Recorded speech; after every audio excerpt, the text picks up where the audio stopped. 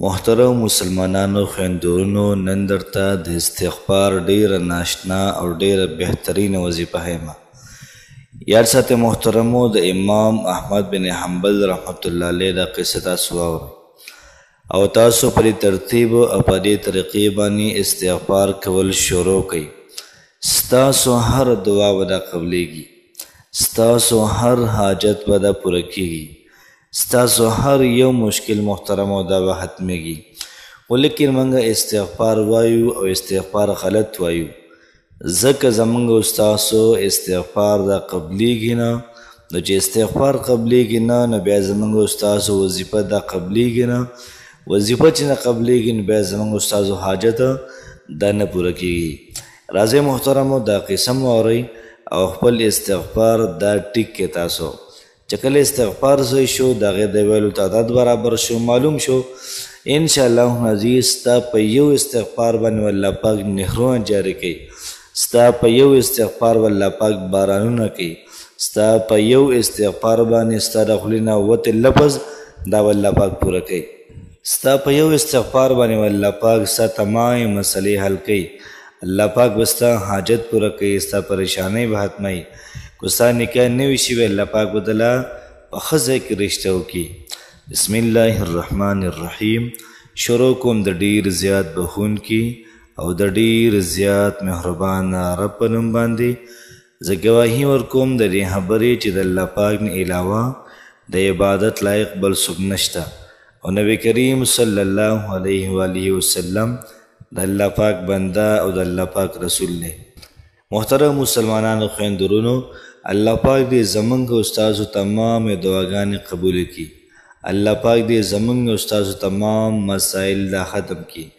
څومره مسافرونه دي او هغوی دا ویډیو ګوري، وظیفه ګوري، الله پاک نه دعا ده چې الله پاک دې د هغوی هر قسمه مسله دا حل کړي او ښکلی روزګار د الله پاک په کور ورکړي. محترمو، نن چې کومه زموږ وظیفه ده د استغفار وظیفه ده. یاد ساتئ چې استغفار ډیر ناشنا عمل دی، استغفار ډیر زیات ناشنا حساب کتاب دی. ځکه الله پاک کوي د مکې مشرکانو ته که پیغمبر په تاسو کې موجود وي عذاب به نه راځي، او دویمه خبره دا که نه که تاسو استغفار وایئ نو عذاب به نه راځي. نن موږ باندې عذابونه ولې راځي؟ کله د مهنګایي عذاب وي، کله د حاجت پوره کېدو وي. زموږ حاجت پوره کېږي نه، نو دا عذاب شو. دغه رنګې زموږ مشکل حل کېږي نه، دا عذاب شو. بار چې راوځو، کله یو مسله کله بل مسله، د ورځې تقریبا څه 8-10 ټینشن د هم هوي. دا ولې چې زموږ د استغفار ویلو طریقه صحیح نه ده، او بل دا چې موږ استغفار وایو نو چې کله موږ استغفار شروع کړل په دې ترتیب باندې روزانه، الله پاک به زموږ هر قسمه مسله دا محترم ختمه کی. امام احمد بن حنبل رحمت الله علیه یو جماعت کې د ماسخوتن منځ وکړو. جماعت کې کله منځ وکړو، د لمانځه نه بعد ایثار شو. مطلب دا و چې زه به د جماعت کې شپه وکړم. د جماعت خادم دی، اکثر خادم داسې وي چې هغه پوره صوبۍ یا ناړه مونته وي، هغه بس یو خبره کې دونه نه کوي. عام سړی بس دونه قصې نه ورځي وله، نو هغه ورته وایي چې شابه جومات نه بهر وځه.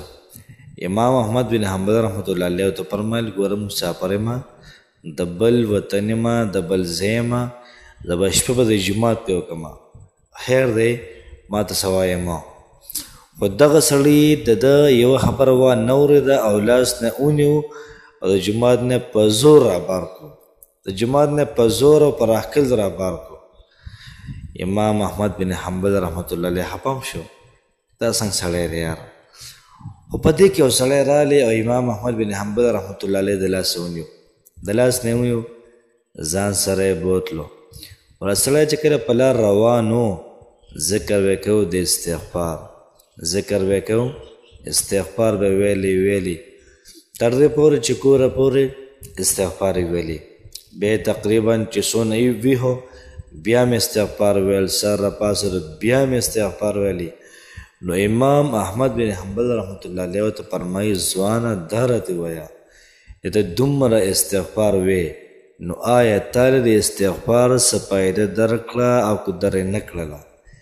دغه ځوان ورته وایي او زما څومره دعاګانې دي دا قبلیږي، یوه دعا هم زما رد شوې نه ده، هره دعا زما قبلیږي، لیکن یوه دعا نه قبلیږي. نو امام احمد بن حنبل رحمت الله علیه ورته فرمایل کومه دعا ستا نه قبلیږي؟ وایي هره دعا مې قبلیږي، یوه نه قبلیږي. وایي کومه؟ وایي هغه دعا دا ده چې زه دعا کوم چې الله پاکه امام احمد بن حنبل رحمت الله علیه سره زما ملاقات وکړي. دغه ملاقات نه کېږي نور هر څه کېږي. نو امام احمد بن حنبل رحمت الله علیه سترګو کې اوښکې رالې او دې ځوان ته ویې ځوانه مبارک شه، دغه دعا دا م الله پاک تعالی قبوله کړله. وایي څنګه یې قبوله کړله؟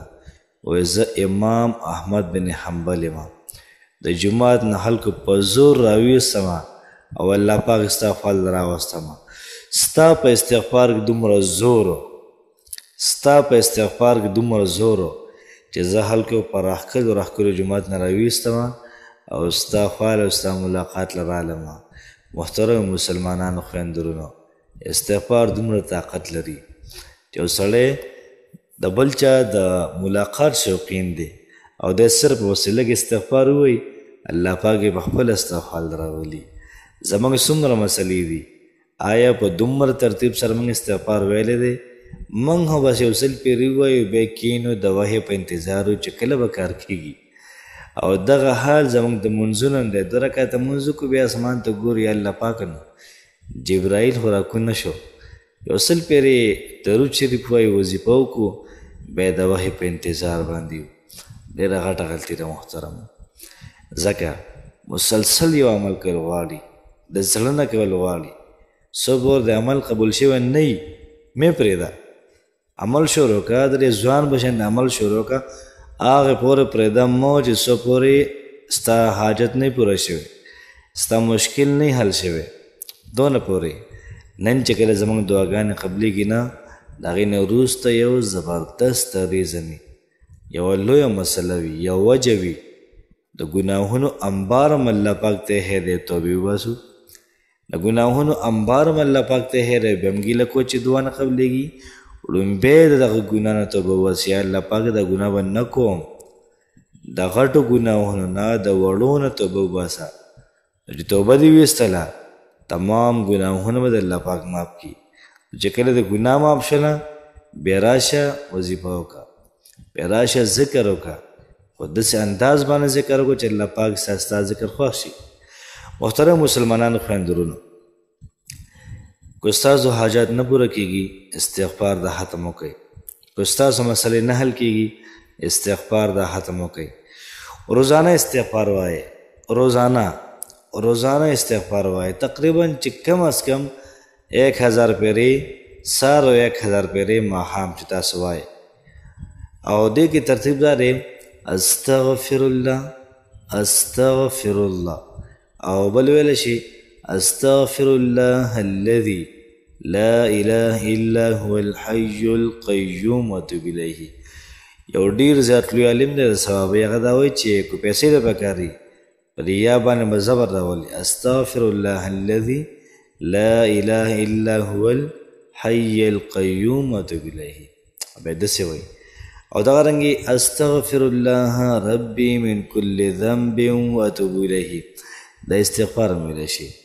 محترم مسلمانانو، که تاسو وایئ چې محبوب چې تاسو سره ملاقات وکړي، مړه استغفار ووایه چې امام احمد بن حنبل رحمت الله علیه لوی امام دی، هغه یو سړی غواړي ورسره ملاقات الله پاک ولې ورولي، نو محبوب به څومره یار ووایه استغفار بسي. رشته نه کېږي استغفار ووایه پته ولګي، کاروبار نشته استغفار ووایه، چې څه مسله ستا وي څه حاجت مې استغفار ووایه، انشاءالله الله پاک یې پوره کوي.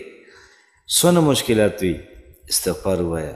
موږ استغفار نه وایو، څوک ورته استغفار وایي، اصل کې لفظ استغفار دی.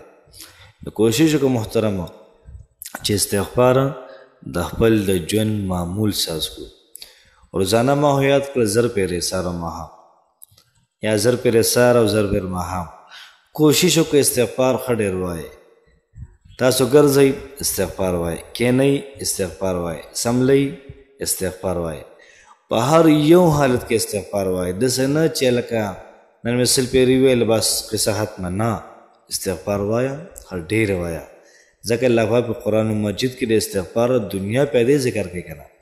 نو که تاسو هم دغه فواید حاصلول غواړئ بس استغفار شروع کړئ. الله پاک هم خوشحاله آباد ساته. السلام علیکم ورحمة الله وبرکاته.